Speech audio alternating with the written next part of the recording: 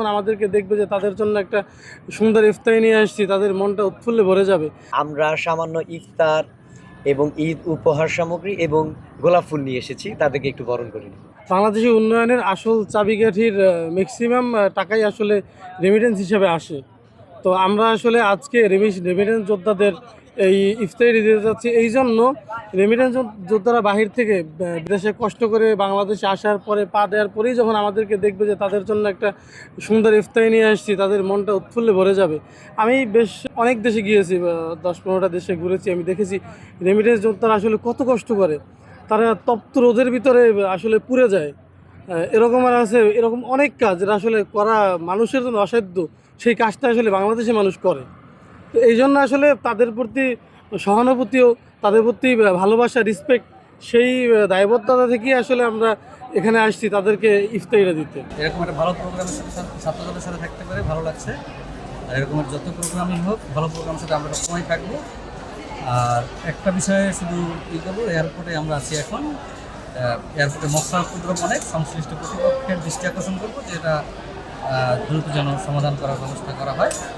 আর আপনাদের সকলকে সাংবাদিক ভাইদেরকে ধন্যবাদ আপনারা আমাদের সাথে সময় দেওয়ার জন্য। আপনারা সবাই জানেন আমাদের রেমিটেন্স যোদ্ধারা মানে প্রবাসী ভাইরা আমাদের বর্তমান অর্থনীতির মানে ওনারা অর্থনীতির মেরুদণ্ডের উপরে ভালো একটি প্রভাব রাখে। ওনাদের পাঠানো রেমিটেন্সের উপরে আমাদের অর্থনীতির মেরুদণ্ড সচল হয় কিছু।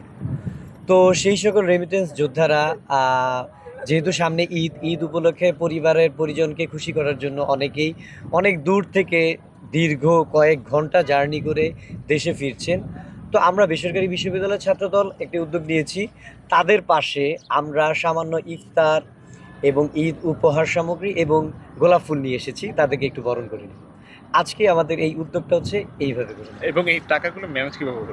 ও আচ্ছা, নিজেরা করে কিভাবে? এই টাকাগুলো ম্যানেজের বিষয়টা হচ্ছে কি, আমরা এটা শুধু এবছর করছি এরকমটা না, গত বছরও করেছি।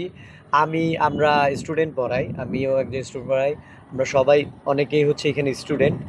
তো তাছাড়া হচ্ছে ফ্যামিলি থেকেও আমাদেরকে সামান্য কিছু শপিংয়ের জন্য কিছু অর্থকড়ি দেওয়া হয়েছে। তো সকল কিছু মিলিয়ে আমরা সবাই ক্ষুদ্র ক্ষুদ্র কন্ট্রিবিউশনের মাধ্যমে আমরা আমাদের এই অর্থের যোগানটা গুছিয়েছি আর কি। এভাবে আমরা দিতে যাচ্ছি। জানতে চাই সর্বশেষ, সেটা হচ্ছে এই যে দিচ্ছেন, ধরেন দেওয়া হয়ে গেছে, এই যে দিচ্ছেন, দেওয়ার পরে তাদের প্রতিক্রিয়া কি, তাদের মধ্যে কি দেখছেন, তারা কতটুকু খুশি হয়েছে? সবচেয়ে মজার বিষয় হচ্ছে যে ওনারা অনেক দীর্ঘক্ষণ জার্নি করার পরে এসে দেখার পরে যখন পরিবার পরিজনকে পেয়েছে, এরপরে আমাদের এই উপহার বা ঈদ সামগ্রীগুলো পাচ্ছে, ওনারা যে উৎফুল্ল, ওনাদেরকে ভালো লাগার বিষয়টা হচ্ছে এরকম। অনেকে এরকম বলেই ফেলেছে যে স্বৈরাচার মুক্ত হওয়ার পরে দেশে আসার পরে যে আমাদেরকে এইভাবে বরণ করে নেওয়া হচ্ছে এবং আমাদেরকে আপনারা স্বাগতম জানাচ্ছেন, এর জন্য তারা কৃতজ্ঞতা জানাচ্ছে এবং তারা ঈদের শুভেচ্ছা বিনিময় আমাদের সাথে করেছে।